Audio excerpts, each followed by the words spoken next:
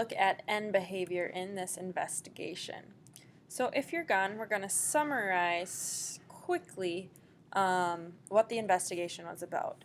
So in the investigation, we were taking a look at polynomials, and we were trying to describe what happened at the end.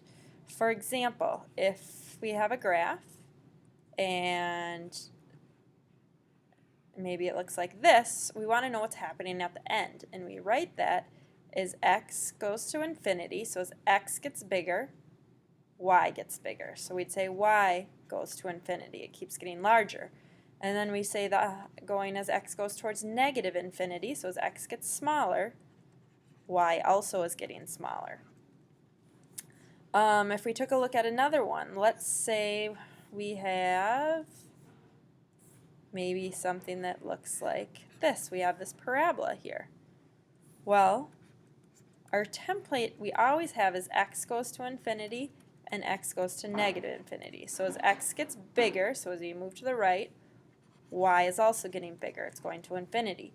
As it moves backwards, it's moving up as well, so y also goes to infinity.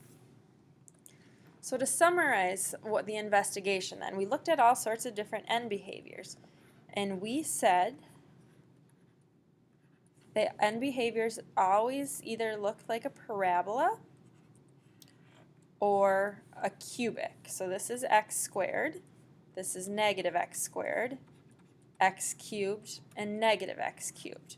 And now we said sometimes there's a lot going on in this center part, that there's a lot of ups and downs here, but the ends, it always looks like one of these. So even though our graph might look like something like this, if we zoom out far enough, we don't care about this, we're just caring about the ends, and that looks like a negative x cubed. And we said we could find this by looking at the leading coefficient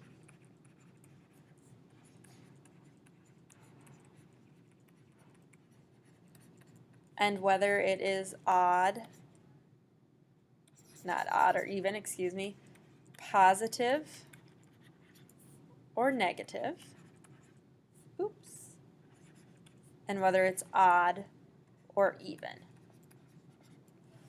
And we said x to an even power, negative x to an even power,